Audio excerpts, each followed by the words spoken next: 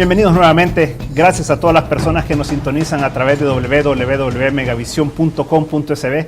Allá en el lugar del mundo donde estén, muchas gracias por estar con nosotros. Gracias a todas las personas con las que pasamos conversando bastante esta semana en Twitter y Facebook. Sigamos conversando y planeando hacia adelante qué otros temas podemos ir pensando que son importantes para el país y también que recibamos la retroalimentación de este programa en particular también.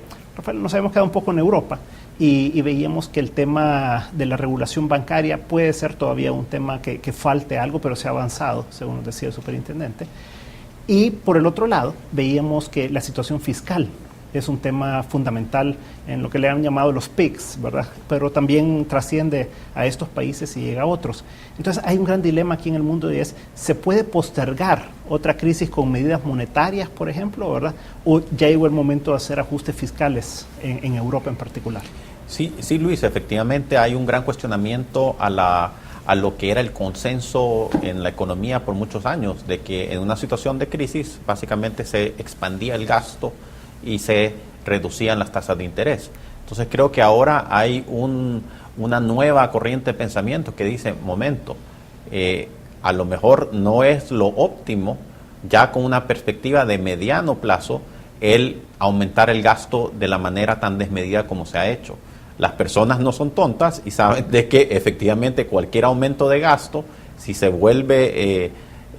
perpetúa más de lo necesario, va a tener que ser pagado de sus propios bolsillos, y eso lo que hace es que incentiva un comportamiento más conservador de las personas y al final termina siendo contraproducente. Curiosamente, la nueva perspectiva de qué hacer en estas situaciones indica que efectivamente hay que recuperar la confianza, y esto implica dos cosas. Uno, acotar el gasto, moderar el crecimiento del gasto, y dos, también incentivar la inversión. Una expansión fiscal se puede dar por un aumento de gasto o por también una reducción de los impuestos. Y en algunos países se está pensando de que un estímulo fiscal alrededor de quitar aquellos impuestos que están limitando y perjudicando la inversión puede ser muy positivo para este tipo de perspectiva que estamos teniendo. ¿Qué tipo de impuestos son esos? Por ejemplo, vemos en muchos países el tema de la imposición del impuesto sobre la renta, sobre las ganancias, es bastante dramático en comparación con otros países, y también vemos el tipo de impuestos al trabajo. Hay unas cargas laborales importantes en muchos países que están impidiendo de que se contrate gente de una manera efectiva. Entonces, los países enfrentados a esta situación de bajo crecimiento, un aumento importantísimo del desempleo, están pensando, bueno, parte de la solución es retomar la senda de crecimiento a través de volver a facilitar la contratación de trabajadores y la inversión privada.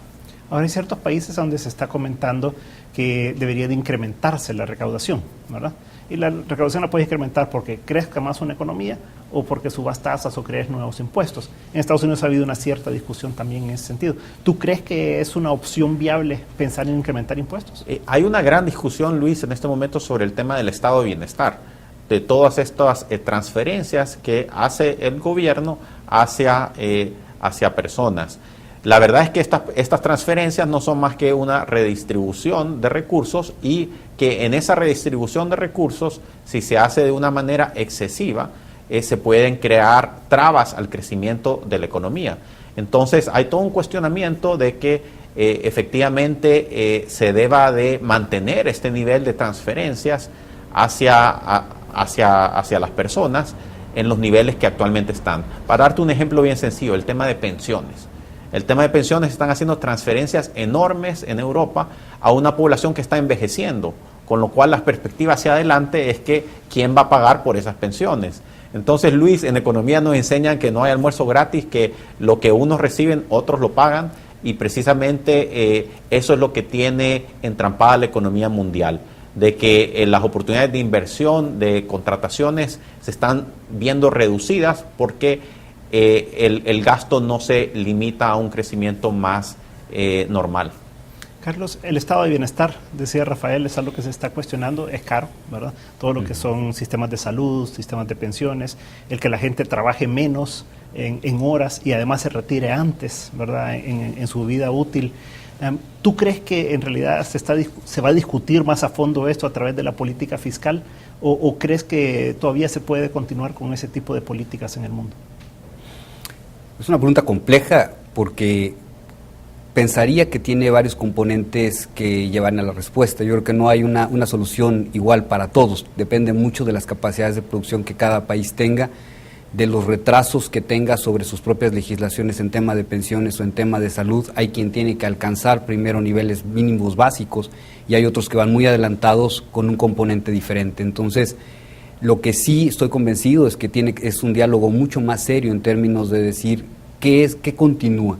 Un endeudamiento para poder mantener un presupuesto de gasto, es un gasto-inversión que en el tiempo produce y genera esos ingresos necesarios. Probablemente es una medicina amarga que nadie la quiere tomar, que tiene costos por todos lados, pero que al final va a traer un bienestar. Eso bien empaquetado puede ser una solución país, me parece que sí. Ahora, las decisiones duras son siempre dolorosas, son siempre no muy populares. También será el momento en todos los países de tomar estas decisiones. Si vemos otras economías que quizás están pasando por otros procesos en donde la población está pidiendo cambios, esos enfrentamientos se van a dar, yo creo que en varios terrenos, no solo en el terreno fiscal, en el terreno social, en el terreno de mejoras. Pero cierto es que cualquier inversión al final va a necesitar que haya infraestructura, que haya servicios sociales, que haya educación, y eso es lo que va a proponer el crecimiento. O sea, al final creo que la lucha es por fomentar el crecimiento en los países, que eso genere a la vez esa productividad y ese bienestar común que se pueda distribuir en las familias. Creo que seguir distribuyendo lo que no se tiene es un precio que se va a pagar más pronto que tarde. Ahora, los ajustes, Carlos, cuando son fiscales o aún el sistema financiero, tú lo conoces muy bien, llevan años, ¿verdad? O sea, una crisis como la que se ha vivido de activos inmovilizados en la banca, pues lleva años deshacerse de ellos. En la medida que hay una crisis fiscal importante, eso lleva años poder resolverlo también, ¿verdad? ¿Tú ves como que esta crisis pudiera ser de corta duración y una profundidad importante, o lo ves más como de menor profundidad y con más tiempo de duración? Yo creo que no hay dinero ni soluciones fáciles, y creo que simplificar las soluciones solamente genera problemas futuros. El promover un crecimiento artificial, ya vimos los costos, como lo platicaba Víctor hace un momento, en donde promover rápidamente un crecimiento trajo una complicación futura que estamos viviendo y que estamos saliendo de alguna forma de ella, o están saliendo los Estados Unidos de alguna forma de ella. Considero que las medidas finales hay que tomarlas en algún momento, pero creo que tiene que haber un consenso, no solo de términos gubernamentales, sino tiene que haber un consenso empresarial que determine lo que se busca y lo que se pretende en el mediano o largo plazo, precisamente para orientar las medidas que se deben que tomar. Hay que priorizar. Y eso creo que también cada país tiene su propia agenda y su propio momento para tener que priorizar estos cambios que hay que dar. Vimos el caso americano, en donde, lo que podría ser un sistema que para algunos es adecuado, para otros no es el momento, y esto trajo un gran debate a nivel Congreso y un gran debate que al final produjo unos cambios importantes para la economía americana. Entonces, creo que son debates que se tienen que tener con tiempo, con seriedad, y que no pueden dejarse para el último minuto. Víctor, me acuerdo cuando trabajábamos hace muchos años y trabajamos juntos y pensábamos en aquel sistema de pensiones, ¿verdad? Que se iba a crear allá, ¿cuándo habrá sido eso? Principios de los 90, ¿no? 94. Y ahí se había pensado de cierta manera, después se planteó de otra manera, se hizo y ahí va, ¿verdad? O sea, ¿tú ves que va a tener que haber reestructuración, por ejemplo, en la edad de retiro en El Salvador en mediano plazo, o crees tú que el sistema está ya como con una estabilidad suficiente para que pueda hacer frente a los compromisos a futuro?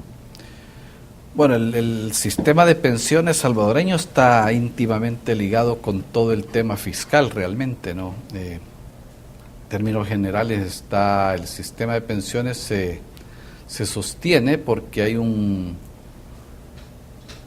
apoyo de recursos que vienen del fisco para poder sacar el pago de pensiones de todos los pensionados del sector público, es decir, el sistema antiguo, ¿no?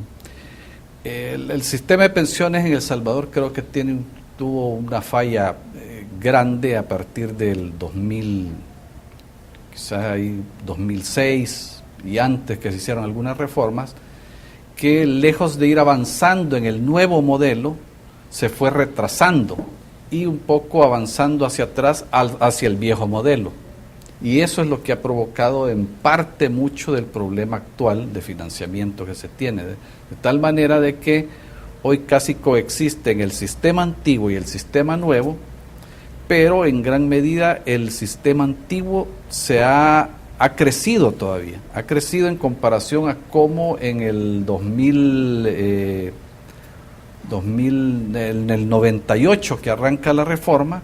Si comparamos el sector público el sistema de pensiones público con el que nace el sistema nuevo, hoy ese sistema de pensiones público es más grande que el sistema de pensiones público cuando inicia con la reforma, ¿ya? ¿Por qué? Porque en vez de avanzar retrocedimos en muchos de los aspectos. Muchas personas que deberían de estar en el sistema nuevo, por presiones, por lo que sea, han regresado al sistema antiguo, ¿no? Y eso le provoca mayor costo al sistema de pensiones, ¿no? De tal manera de que en el tema de discusión siempre se ha tenido el tema de las edades, ¿no? Pero en el país creo yo de que mientras no se generen mejores oportunidades de inversión, mientras el empleo no mejore, mientras las personas adultas no tengan posibilidades de emplearse también en el futuro, es muy difícil pensar en subir las edades de retiro de las personas, porque de lo contrario tendríamos personas entre los 55 o 65 años desempleadas que deberían estar cotizando, pero que no tienen oportunidad de empleo. O sea que la única posibilidad que hay de subir edades para el retiro es que hayan oportunidades de empleo. De lo contrario, no beneficia la medida, ¿no? Porque uno ve bastante personas que ya están retiradas y luego siguen trabajando en diferentes empresas o instituciones, ¿verdad?